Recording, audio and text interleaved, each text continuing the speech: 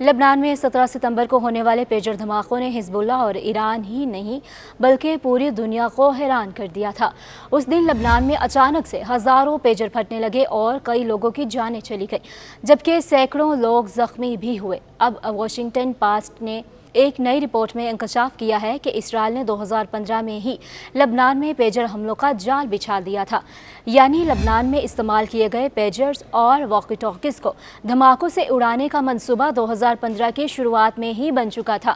Report میں دعویٰ کیا گیا ہے کہ پہلے مرحلے میں جن پیجرز میں دھماکے ہوئے وہ 2022 میں اسرائیل میں بنائے گئے تھے اور کمپنی کے علم میں لائے بغیر چپ چاپ اپولو سپلائی لائن میں شامل کر دیے گئے تھے۔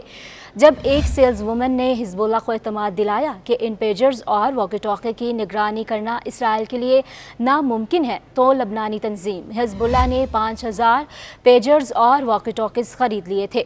آپریشن کی تفصیل کے بارے میں اطلاع دینے والے ایک اسرائیلی افسر نے واشنگٹن پوسٹ کو بتایا کہ وہ خاتون حزب اللہ کے رابطے میں تھی اور اس نے انہیں سمجھایا تھا کہ بڑی بیٹری والا بڑا پیجر اصل ماڈل سے بہتر ہے۔ حزب اللہ نے فروری میں اپنے جنگجوؤں کو پیجر تقسیم کرنا شروع کیے تھے، لیکن کچھ پیجرز حملے سے ایک دن قبل ہی تقسیم کیے گئے تھے۔ یاد رہے کہ روٹرز کی پچھلی رپورٹ میں بتایا گیا تھا کہ لبنان میں دوسری بار جن پیجرز اور واکی ٹاکیز میں دھماکہ ہوا تھا ان کا استعمال تقریباً ایک دہائی سے کیا جا رہا تھا۔ واکی ٹاکیز کی بیٹریوں میں PETN نامی ایک انتہائی دھماکہ خیز صلاحیت والی اشیاء اور سرویلنس آلات لگے ہوئے تھے۔ اسرائیلی خفیہ ایجنسیوں نے 9 برس تک حزب اللہ کے آپریشن کی جاسوسی کے لیے ریڈیو کا استعمال کیا اور مستقبل میں کسی ایمرجنسی حالت میں پیجرز اور واکی ٹاکیز کو دھماکوں کے لیے استعمال کرنے کا انتظار کیا۔ اب شمال میں کشیدگی بڑھنے کے ساتھ ساتھ اس بات کا خدشہ بڑھ رہا تھا کہ حزب اللہ کو اسرائیل کے اسٹروجن ہارس جیسے بچھائے گئے جال کا پتہ چل جائے گا۔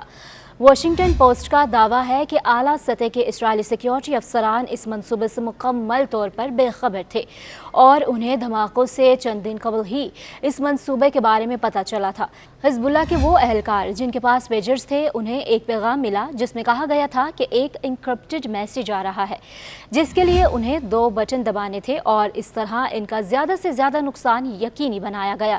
یاد رہے کہ 17 ستمبر 2024 کو لبنان میں ہزاروں پیجرز میں ایک ساتھ دھماکے ہوئے تھے، جس میں 13 لوگوں کی موت ہوئی تھی۔ مرنے والوں میں حزب اللہ کے جنگجو اور کچھ بچے بھی شامل تھے اور 4000 سے زیادہ لوگ ان حملوں میں زخمی بھی ہوئے تھے۔